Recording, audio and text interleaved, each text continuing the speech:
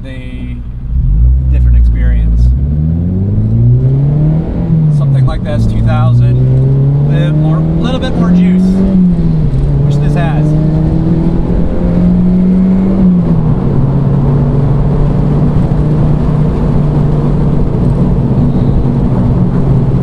And it has caber, which is nice.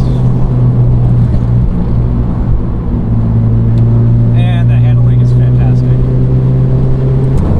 But yeah, it's got heated seats, which I'm not using. It's got aircon. It's got all the just enough of the creature comforts of like a more modern car, you know, but still has the Miata feeling. Like, yeah, I can feel the weight, but I'm used to heavier cars, aside from the BRZ, which is being retired and being stripped down for parts. But like, you know, the S2000's way raw. I would love the S2000. I don't want to pay like $1 million freaking dollars for a really old ass car. I got this car for $10,000. Some will say that was too much. Some will say that was too little, or sorry, it's too much, or that I got a deal. It has 164K, but full receipts. All the maintenance has been done that I would care about. Choice modifications. The modifications I would put on this car, if it was up to me, I should say. Powered hardtop, so I'm very conscious about security with my vehicles because I really can't afford to replace them. I get attached and I don't want to lose them. I've already named this car, for instance, and its name is Luna because it is gray like the moon. And the sci-fi book I'm writing most of it takes place on the moon. So there you go. Because that's actually what I enjoy most. That's what my primary hobby is writing science fiction, which I haven't published. So this. The cool thing too is my bucket seat in the BRZ fits. It can actually fit in here. So that's going to be a possibility when for track days. Because the last thing I need is being moved around like this. It has a 2.0 liter with the 166 horsepower. You know, not a lot at all. And I'm sure at some point I'll be like, I need more power, and I already have ideas on what to do for that. No, it's not being turbo to supercharged. I'm honestly done with that life of making a car forced induction when it wasn't intended to be. Besides, I like NA cars. Yeah, they're slower, but they're more fun. The powered hardtop is a choice. It was actually broken when we bought it. It was broken. We found a GoPro mount inside there, and that's what, yeah. So the owner and I are friends. Actually, a story about the car is I fell in love with this car 2 years ago, and I saw it at Track Night America that I was coaching in. There we go. That's 6th gear. I saw it at Track Night I was coaching in, and love the color scheme. I love the splitter. I love the spoiler. It just was set up right without being ostentatious, and I really, really liked it. Love the color. It kind of had an iridescent green at the ridge. In my shop, it looks like it's blue. So, you know, Luna, right?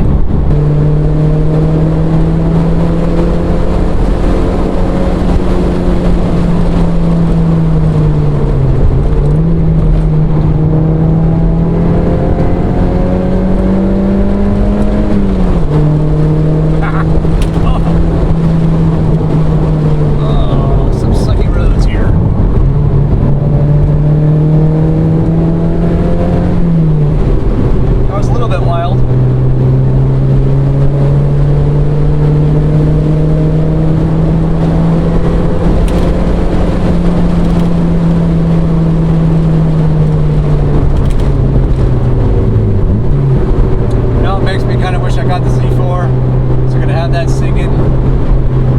Have a free motor, but this is fun too.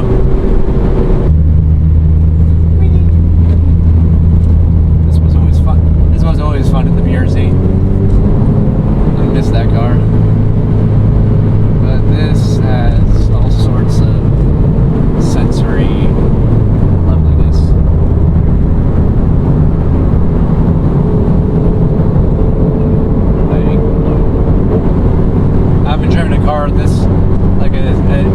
top for this long, and it's just the feeling of like wind through your hair. It's, yeah, you get that from jet skiing. You know, for leather seats, the bolstering's not bad. Oh, I remember this bump. Nope. Oh, I didn't hit the splitter. Surprise, I didn't touch the splitter. Oh my gosh.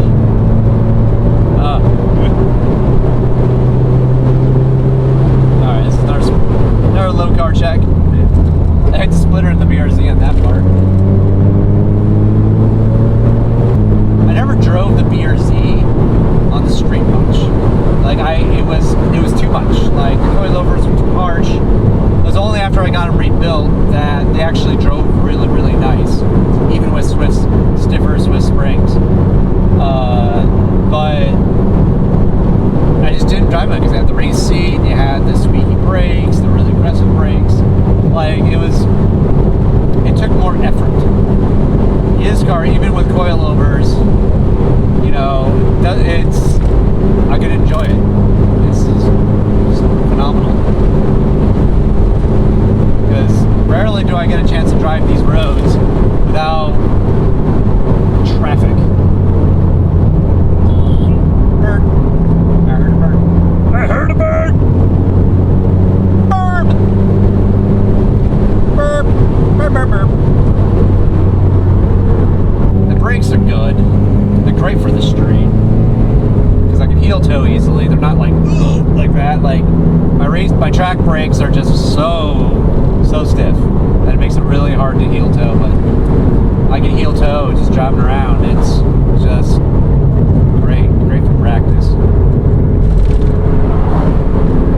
And that's what this car was really for. Like, you know, my budget was like $10K right now. I just wanted something cheap that could give me a new experience. Because it's really what I care about. Like, the driving mod is about learning how to drive, but also about driving experiences, like ice racing or something random, crazy like that, like we did. But this is what, like, yeah. I mean, I saw it. No, I love this part going through this opening here. Yeah, blinded.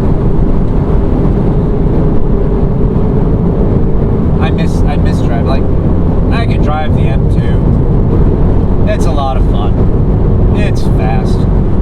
I like this because it's not fast. I like driving slow cars quickly. Cars that you can just rev out, you can hear. Like the M2 is, like, it's not even the most ridiculous thing. Like, it's only at 365 horsepower allegedly. But, you know, driving that car is like, you know, challenge accepted. Versus this is chill, you know. So, thank you for watching. We appreciate it. Like, this is just the inaugural drive. Not really, but my inaugural drive with the top down. Our new NC. And you know what? I like it. It's a lot of fun. So, 2 more adventures with this lovely little car. If you like this video, like and subscribe. Do all the things. Thank you for watching, and I will see you later.